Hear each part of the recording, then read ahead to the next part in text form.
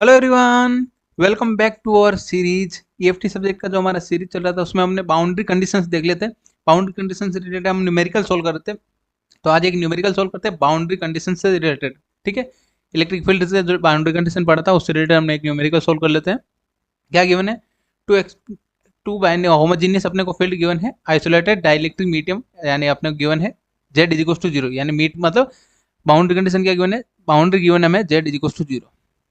Then दो conditions given है, तो पहले अपन डायग्राम में देख लेते हैं, उसके हिसाब से अच्छे से समझ में आ जाएगा। ठीक है, तो मैं इधर अलग से डायग्राम बना देता हूँ।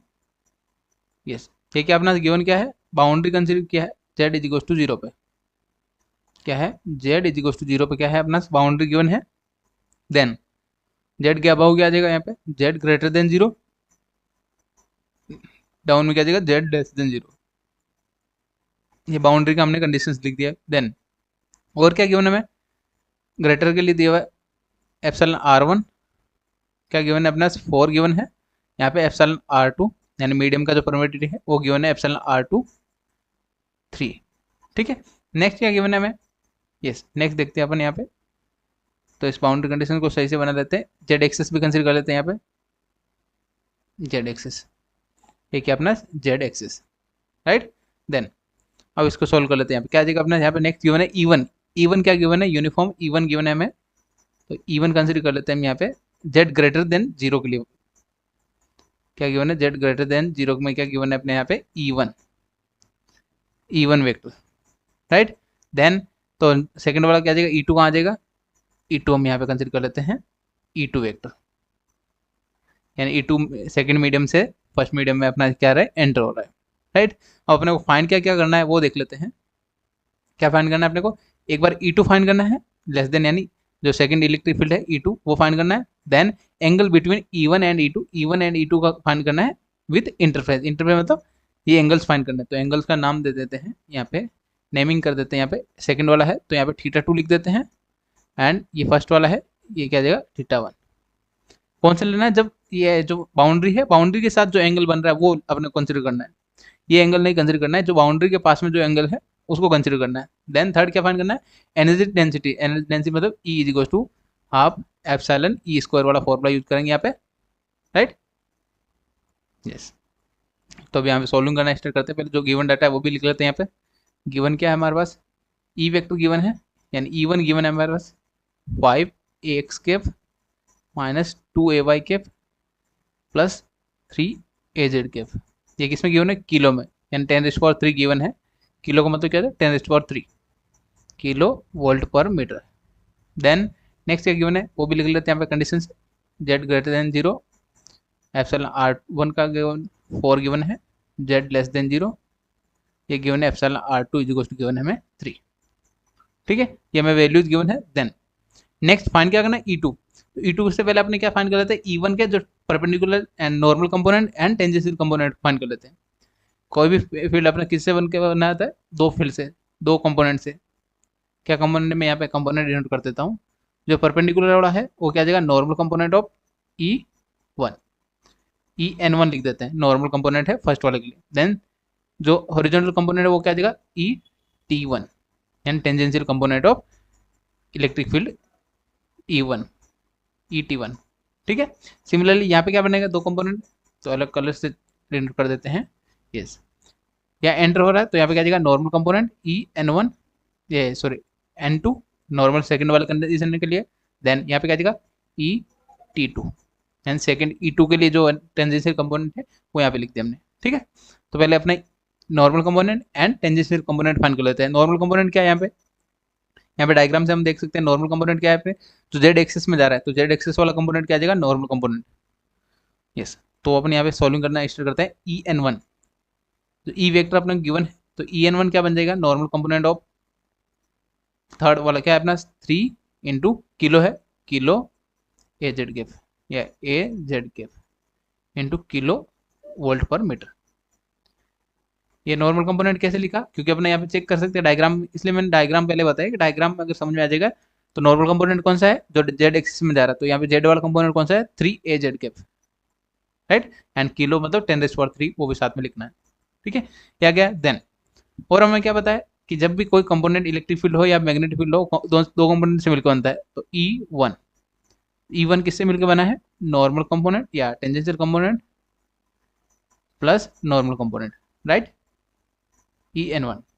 तो ऐसे टेंजेंशियल कंपोनेंट हमें find, normal component already find है, तो टेंजेंशियल कंपोनेंट कैसे फाइंड करेंगे? Et1 is equal to E1 minus En1, या नॉर्मल कंपोनेंट को माइनस कर देंगे यहाँ पे। तो tangential component of electric field क्या आ जाएगा यहाँ पे? टेंजेंशियल कंपोनेंट, यहाँ पे लिख भी देता हूँ, नेमिंग भी लिख देता हूँ, क्या आ जाएगा आपने? Normal component of E1। Then यहाँ पे क्या आ जाएगा? यस, यहाँ पे लिख देते हैं tangential component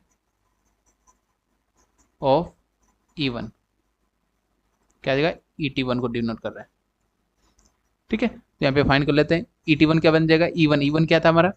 5ax cap plus -2 ay cap 2ay cap plus third क्या अपना यहाँ पे 3az केफ। देन माइनस क्या करना अपना? नॉर्मल वाला कंपोनेंट क्या था? 3az केफ, एंड साथ में अपना जो k kilo volt per metre वो चल रहा था साथ में चल, ठीक है। अब जो कैंसिल आउट हो रहा है कैंसिल आउट कर देते हैं, जेड वाला कंपोनेंट कैंसिल आउट हुआ। तो टेंजेंशियल कंपोनेंट क्या फाइंड हो गया हमारे पास? Tangential component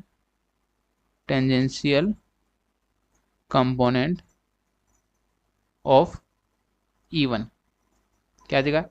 Et1 is equal to क्या बन गया हमारे पास यहाँ पे? 5ax केफ प्लस या माइनस -2ay केफ, ठीक है। ये हमने टेंजेंशियल कंपोनेंट भी फाइंड कर लिया एंड नॉर्मल कंपोनेंट भी फाइंड कर लिया, ठीक है। देन ये क्यों फाइंड किया? जब अपन सॉल्विंग करेंगे यहाँ पे, जब एंगल का फाइंड करेंगे तब अपने को रिक्वायरमेंट होगी, ठीक है। देन अब हमने बाउंड्री कंडीशंस देखे थे। बाउंड्री कंडीशन क्या होता है? अब यहाँ पे बाउंड्री कंडीशंस यूज करते हैं, क्योंकि अपने को फाइंड क्या करना है? पहला पॉइंट ही फाइंड करना है E2, यानी सेकंड वाला E2 फाइंड करना है। तो E2 फाइंड करने के लिए क्या पहले अपने को रिलेशन पता होना चाहिए E1 एंड E2 में। वो किसी हेल्प से फाइंड करते हैं अपन यहाँ पे? बाउंड्री कंडीशन की हेल्प से। तो यहाँ पे लिखते हैं according to boundary condition for two dielectric medium क्या आ जाएगा अपना यहाँ पे? टेंजेंशियल कंपोनेंट के बीच में क्या रिलेशन था? Et1 is equal to Et2, यानी टेंजेंशियल कंपोनेंट क्या होते हैं? एक दूसरे के इक्वल होते हैं, ठीक है। तो ऐसे Et2 का क्या आ जाएगा? सेकंड कंपोनेंट क्या आ जाएगा? Et1 ऑलरेडी हमें फाइंड कर रखा है, Et2 क्या बन गया मेरे पास? यानी ये जो इलेक्ट्रिक फील्ड 2 है उसमें जो टेंजेंशियल कंपोनेंट क्या बन गया यहाँ पे? इलेक्ट्रिक कंपोनेंट 1 के इक्वल आ जाएगा। तो फिर क्या आ जाएगा? 5ax cap minus 2ay cap, right, yes. इसका यूनिट क्या आ जाएगा? Kilo volt per metre. Tangential component find कर लिया। सिमिलरली अब नॉर्मल कंपोनेंट भी फाइंड कर लेते हैं। तो नॉर्मल कंपोनेंट के लिए भी अपना इलेक्ट्रिक फील्ड का क्या होता है? अपना बाउंड्री कंडीशन फॉर dn1, या नॉर्मल कंपोनेंट भी क्या रहते हैं अपने पास यहाँ पे? इक्वल रहते हैं। ये अपना जब बाउंड्री कंडीशन हमने फाइंड किया था तो ये हमने दोनों फाइंड किया था, ये इलेक्ट्रिक का टेंजेंशियल कंपोनेंट के लिए एंड ये हमने फाइंड किया था नॉर्मल कंपोनेंट के लिए। तो डी एंड ई में हमें रिलेशन पता है, एप्सिलॉन ई वेक्टर, तो यहाँ पे वैल्यू पुटअप कर देते हैं। ये क्या है? एप्सिलॉन है इंटू ई वेक्टर, यानी इलेक्ट्रिक फील्ड इंटेंसिटी, ठीक है। अब यहाँ पे नॉर्मल कंपोनेंट भी क्या बन जाएगा अपने यहाँ पे? dn1 is equal to epsilon naught epsilon r1। Epsilon का वैल्यू क्या होता है? Epsilon naught into epsilon r, यानी जो रीजन है उसके लिए। अब n1 1 के लिए लिख रहे हैं तो यहाँ पे 1 लिख दिया, इंटू E1, नॉर्मल है तो En1, राइट। तो En1 हमने फाइंड कर रखा है already. dn1 is equal to क्या आ जाएगा? dn1 vector is equal to epsilon naught का वैल्यू क्या आता है? एप्सिलॉन नोड ही लिखते हैं, अभी बाद में वैल्यू पुटअप कर देंगे। देन एप्सिलॉन r1 का वैल्यू क्वेश्चन में गिवन है, 4 गिवन था, तो यहाँ पे हमने 4 पुटअप कर दिया। देन En1 क्या आया था हमारे पास? Normal component 3az cap, 3 into az cap, ठीक है, and kilo per volt metre, ठीक है। ये हमें साथ में लिखते रहना है। एंड यहाँ पे इसका यूनिट क्या हो जाएगा? मीटर स्क्वायर हो जाएगा। डेंसिटी है, डेंसिटी में क्या आ जाएगा? स्क्वायर हो जाएगा, राइट। देन यहाँ पे सॉल्व कर लेते हैं। D N one is equal to क्या आ जाएगा 4 into 3 12 into epsilon naught into A Z cap and kilo coulomb per metre square. Normal component हमने फाइंड कर लिया। तो ये नॉर्मल कंपोनेंट किसके इक्वल होता है? तो सेकंड वाला इलेक्ट्रिक फील्ड है, या डी एन टू भी इक्वल फाइंड हो सकता है, दोनों इक्वल है तो क्या आ जाएगा D N two and normal component of second क्या आ जाएगा अपने यहाँ पे 12 एप्सिलॉन नॉट ए Z cap into k upon metre square coulomb per metre square. ये हमने यहाँ पे बाउंड्री कंडीशन की हेल्प से यहाँ पे फाइंड कर लिया। ठीक है, अब इतना फाइंड करने के बाद अपने फाइंड क्या करना था, अपने को इलेक्ट्रिक फील्ड का चाहिए। टेंजेंशियल कंपोनेंट फाइंड कर लिया था सेकंड वाले का, अब अपने को नॉर्मल कंपोनेंट भी चाहिए इलेक्ट्रिक फील्ड में। तो सेम यहाँ पे फॉर्मूला यूज करते हैं, कन्वर्जन क्या आता है डी एंड इसका क्या आता है रिलेशन, वो यहाँ पे लिख देते हैं। तो D N two is equal to epsilon naught into epsilon are two into E two, क्या जाएगा नॉर्मल कंपोनेंट क्या जाएगा ई एन टू, राइट। तो अब यहाँ पे वैल्यू पुटअप कर देते हैं, इसका वैल्यू ऑलरेडी हमने फाइंड कर रखा है, क्या जाएगा 12 epsilon naught A Z cap coulomb per metre square then epsilon naught into epsilon are two का वैल्यू अपना क्वेश्चन में गिवन है 3 गिवन था, तो 3 लिख देते हैं यहाँ पे 3 इंटू ई एन टू। ठीक है, यहाँ पे नॉर्मल कंपोनेंट हम इजीली फाइंड कर सकते हैं, क्या बनेगा नॉर्मल कंपोनेंट, तो E N two is equal to क्या जाएगा 12 एप्सिलॉन नॉट कूलम या ए जेड है, ए जेड से ए जेड कैंसिल आउट हो जाएगा a Z cap divide by 3, right, into coulomb के। यहाँ पे क्या जाएगा वोल्ट पर मीटर हो जाएगा, के का ई का यूनिट क्या था वोल्ट पर मीटर, तो वोल्ट पर मीटर लिख दिया, राइट। यहाँ पे 4 टाइम्स कैंसिल आउट हो रहा है, तो ई एन टू या नॉर्मल कंपोनेंट ऑफ क्या जाएगा E N two is equal to 4 epsilon naught A Z cap coulomb volt per metre, kilo volt per metre. Normal component भी फाइंड कर लिया हमने सेकंड वाले का एंड परपेंडिकुलर ये टेंजेंशियल कंपोनेंट भी फाइंड कर लिया। तो यहाँ पे टोटल क्या आ जाएगा E two is equal to E T two and tangential component plus normal component, right. तो यहाँ पे दोनों को एडिशन कर देते हैं, क्या देगा टी टू मतलब टेंजेंशियल कंपोनेंट क्या आता है 5 a x cap minus 2 a y cap and यहाँ पे क्या था जेड वाला कंपोनेंट क्या था normal component, yes 4 epsilon minus 4 epsilon, sorry epsilon naught से एप्सिलॉन नोट कैंसिल हो जाएगा, ये एप्सिलॉन नोट भी है, यहाँ पे एप्सिलॉन नोट भी है, तो एप्सिलॉन नोट से एप्सिलॉन नोट कैंसिल हो गया, राइट। यस, तो क्या आ जाएगा 4 प्लस 4 ए जेड कैप, ठीक है, साथ में किलो वोल्ट पर मीटर चल रहा था। ठीक है, ये 10⁻³ होता है किलो का, मतलब ये अपन साथ में लेते हैं। तो E2 हमने फाइंड कर लिया, यानी फर्स्ट क्वेश्चन हमने सोल्व कर लिया, टेंजेंशियल कंपोनेंट फाइंड किया, देन परपेंडिकुलर कंपोनेंट फाइंड किया, देन फर्स्ट हमारा क्वेश्चन कंप्लीट हो गया E2। अब फाइंड करते हैं अपन यहाँ पे क्या एंगल फाइंड करना है, एंगल मतलब θ1 एंड θ2 फाइंड करना है। तो θ1 θ2 कैसे फाइंड करना है, अपन ने 11th-12th क्लास में पढ़ा था, sine theta is equal to क्या आता है ट्रायंगल में, sine theta is equal to क्या आता है अपना यहाँ पे परपेंडिकुलर अपॉन हाइपोटेन्यूस। ठीक है, तो यहाँ पे आप इस ट्रायंगल में फाइंड कर लेते हैं, यानी θ1 में क्या आ जाएगा, ये परपेंडिकुलर क्या आ जाएगा EN2 के इक्वल आ जाएगा, EN2 के इक्वल, एंड ये जो हाइपोटेन्यूस है वो क्या आ जाएगा E1। तो यहाँ पे थोड़ा सा सही से लिखते हैं, यहाँ पे क्या आ जाएगा सेकेंड बी पार्ट फाइंड कर रहे हैं, angle between E1 and boundary क्या आ जाएगा E1 एंड बाउंड्री कंसिडर कर लेते हैं, हमने θ1 कंसिडर किया था, तो θ1 यस, तो यहाँ पे क्या आ जाएगा साइन θ1, अगर साइन θ1 लिया हमने तो क्या आ जाएगा परपेंडिकुलर अपॉन हाइपोटेन्यूस, परपेंडिकुलर क्या है अपना EN2 है, एंड यहाँ पे मैग्नीट्यूड आएगा थीटा, EN2 मैग्नीट्यूड फाइंड कर लेंगे डिवाइड बाई, सॉरी E1 है यहाँ पे 1 वाला कंपोनेंट है ना, देन यहाँ पे क्या देगा E1 मैग्नीट्यूड ऑफ हाइपोटेन्यूस क्या है अपना यहाँ पे E1, राइट। अब यहाँ पे EN1 एंड नॉर्मल कंपोनेंट भी फाइंड कर रखा है हमने, यस, तो यहाँ पे क्या देगा नॉर्मल कंपोनेंट ऑफ, यस 3 आया था 3, एंड मैग्नीट्यूड फाइंड कर रहे हैं, तो मैग्नीट्यूड का क्या देगा, मैग्नीट्यूड कैसे फाइंड करते हैं यहाँ पे 3 kilo a Z cap, right, divide by यहाँ पे क्या था, इसका फाइंड कर लेते हैं, यहाँ पे वैल्यू पुटअप कर देते हैं, E1 पहले पुटअप कर देते, इक्वेशन में गिवन था 5ax cap 5ax cap minus 2ay cap plus 3az cap plus 3az cap, right. ये भी क्या है, किलो में आ गया, राइट। अब यहाँ पे मैग्नीट्यूड लेते हैं तो क्या आ जाएगा, मैग्नीट्यूड कैसे लेते हैं, अंडर रूट जो भी ये एक्स वाई जेड के साथ में जो मल्टीप्लाई होता है वो उसका स्क्वायर करते हैं, तो 3 का स्क्वायर, तो यहाँ पे किलो है, किलो से किलो कैंसिल आउट कर लेते हैं, यहाँ पे एक किलो से के कैंसिल आउट कर लेते हैं, देन 3 का स्क्वायर, 3 का स्क्वायर कितना बनेगा 3, डिवाइड में क्या आ जाएगा अपना, यहाँ पे डिवाइड में सोल्व कर लेते हैं, अंडर रूट 5 का स्क्वायर, मैग्नीट्यूड कैसे फाइंड करते हैं तो आपको आना चाहिए, ठीक है, -2 का स्क्वायर देन 3 का स्क्वायर, राइट। मैग्नीट्यूड हमने फाइंड कर लिया।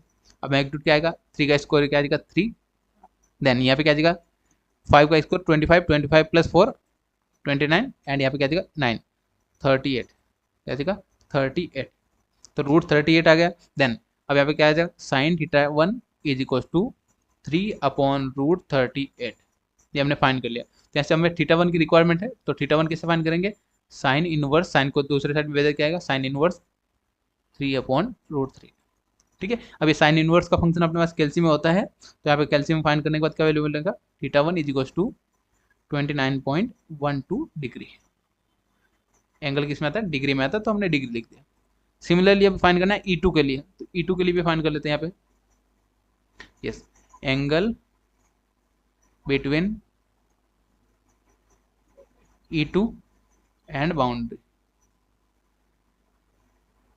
ठीक है, इज थीटा 2 कंसिडर कर लेते हैं, तो यहाँ पे क्या जाएगा सेम साइन थीटा लेंगे, यहाँ पे साइन थीटा 2, यस, यहाँ पे क्या जाएगा परपेंडिकुलर, परपेंडिकुलर क्या बनेगा यहाँ पे, यस, ये अपन यहाँ पे परपेंडिकुलर लेते हैं, क्या आ जाएगा EN2 divide by E2, perpendicular EN2 normal component of divide by E2, दोनों हमने फाइंड कर रखा है, तो EN2 का पहले वैल्यू पुटअप कर देते हैं, तो EN2 हमने फाइंड किया था यहाँ पे, यस, यहाँ पे फाइंड किया था EN2 4az कैप, क्या आया था 4az कैप, 4az कैप्स,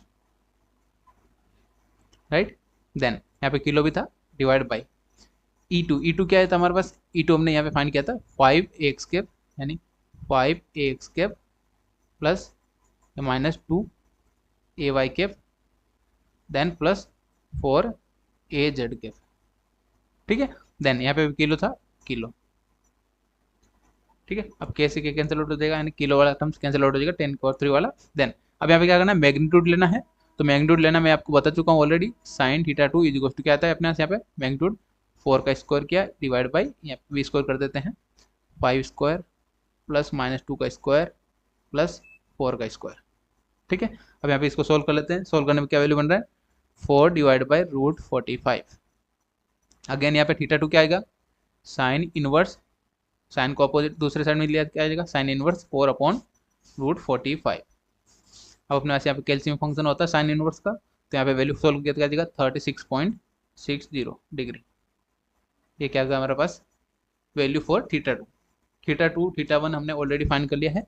अब हम फाइंड करते हैं नेक्स्ट थर्ड पार्ट, क्या अपना क्वेश्चन में पूछा है, थर्ड पार्ट क्या आ जाएगा energy density, energy density find करना है। तो एनर्जी डेंसिटी का हमने फॉर्मूला देखा था, बहुत इलेक्ट्रिक फील्ड के लिए फाइंड करना है, तो क्या आ जाएगा सी क्या है energy density, energy density formula क्या था अपना एनर्जी डेंसिटी का, आपको फॉर्मूला समझ में आना चाहिए, बस फॉर्मूला अगर समझ जाए तो आप अच्छे से लिख पाएंगे, ठीक है। तो अपन यहाँ पे लिख देते हैं U इज इक्वल्स टू, क्या इसको हम नया वर्ड दे देते हैं वर्क, वर्क डन को एनर्जी बोलते हैं, क्या था हाफ एप्सिलॉन E स्क्वायर, ये जनरल फॉर्मूला होता है अपना वर्क डन या एनर्जी का, राइट। E की जगह अपन E1 के लिए E1 लिख देंगे यहाँ पे, यस। तो यहाँ पे फर्स्ट फाइंड कर लेते हैं मीडियम 1 के लिए, मीडियम 1 के लिए यानी E1 WE1 क्या जगह हमारे पास हाफ एप्सिलॉन, एप्सिलॉन की जगह क्या लिखते हैं अपने एप्सिलॉन इज इक्वल टू होता है epsilon not into epsilon R, तो यहाँ पे मीडियम 1 है तो epsilon not into epsilon R1 and E1 का मैग्नीट्यूड का स्क्वायर, ठीक है। तो यहाँ पे फाइंड कर लेते हैं, पहले मैग्नीट्यूड अलग से फाइंड कर लेते हैं यहाँ पे जिससे अपने को समझने में आसान रहेगी। E1 क्या था हमारा E1 था हमारे पास, पहले E1 लिख लेते हैं यहाँ पे। Yes, 5 - 2 and 3, 5 AX cap -2 AY cap plus 3 AZ cap, right. Then यहाँ पे क्या था, kilo volt per metre. Then magnitude लिया था, क्या दिखा, E1 = √5 स्क्वायर प्लस -2 का होल स्क्वायर प्लस 3 का होल स्क्वायर, राइट। एंड यहाँ पे किलो भी था, तो किलो का मतलब क्या था, 10⁻3, तो 10⁻3 साथ में लिख देते हैं, ठीक है। देन अब यहाँ पे सिंप्लीफाई करेंगे, सिंप्लीफाई करने के बाद क्या वैल्यू बनेगा, अगर यहाँ पे सिंप्लीफाई किया हमने, यस, अपने को रिक्वायरमेंट क्या है, ई स्क्वायर का रिक्वायरमेंट है, तो यहाँ पे क्या आ जाएगा, ई स्क्वायर लिख देते हैं, यहाँ पे ई स्क्वायर का रिक्वायरमेंट है, यहाँ पे स्क्वायर आ जाएगा, क्योंकि सभी टर्म्स का हम स्क्वायर कर रहे हैं तो सभी टर्म का स्क्वायर आ जाएगा, ठीक है। ई स्क्वायर, यहाँ स्क्वायर का रिक्वायरमेंट है अपना फॉर्मूला में। देन क्या आ जाएगा, 5 स्क्वायर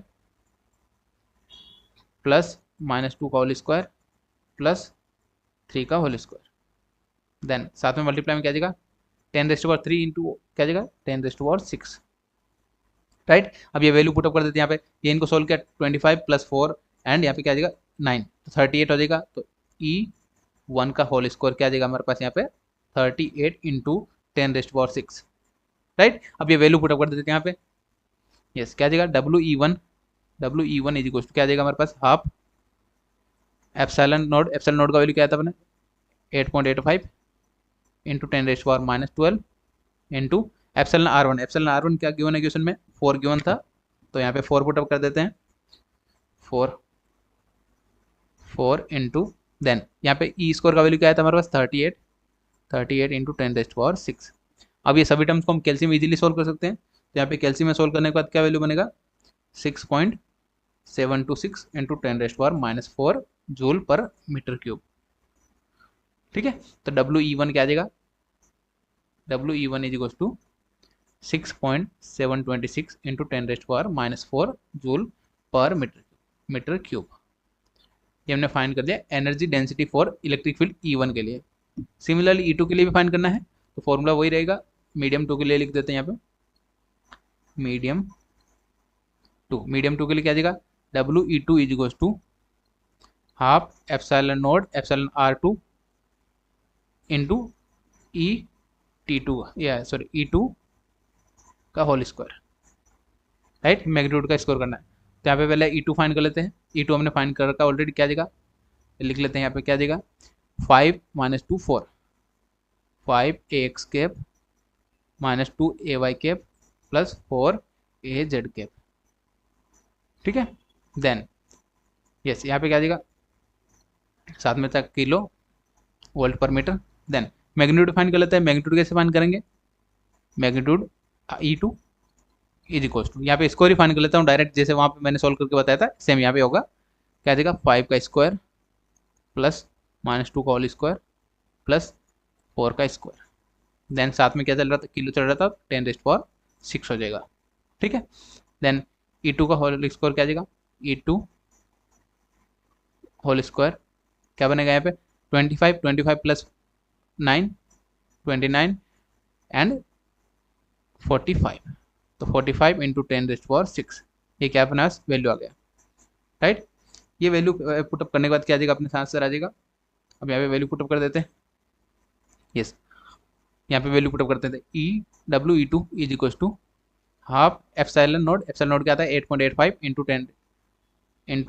10⁻12 इंटू एप्सिलॉन R2 के लिए क्या था अपना, 3 गिवन था क्वेश्चन में, 3 इंटू ई स्क्वायर क्या था, 45 इंटू 10⁻6। अभी अपन कैल्शियम में सोल्व कर सकते हैं इजीली, तो कैल्शियम में सोल्व करने के बाद क्या वैल्यू बनेगा, 5.97 into 10⁻4 joule per metre cube. Joule per metre cube क्या था, unit of energy density. I hope आपको अच्छे से समझ में आ गया होगा। इसमें कहीं पे भी आपको डाउट आए तो आप कमेंट करके पूछ सकते हैं, एंड सिमिलर टाइप का वीडियोज आपको और चैनल पे मिल जाएगा, वहाँ पे आप चैनल पे जाके देख सकते हैं, वहाँ पे आपको प्लेलिस्ट में ऐड कर दिया गया है, ठीक है। यस, जो भी चैनल पे न्यू है चैनल को सब्सक्राइब कर लीजिएगा। ये अपना था अपना इलेक्ट्रिक जो बाउंड्री कंडीशन है, बाउंड्री कंडीशन से रिलेटेड हमने एक न्यूमेरिकल सॉल्व करके देख लिया है। सिमिलर टाइप के और वीडियोज आपको चैनल पे मिलते रहेंगे। यस, व्हाट्सएप ग्रुप ज्वाइन कर लीजिएगा, जहाँ पे आपको अपडेट जल्दी से जल्दी मिल जाएगा, ठीक है। तो मिलते हैं नए टॉपिक के साथ नेक्स्ट वीडियो में। Thank you for watching.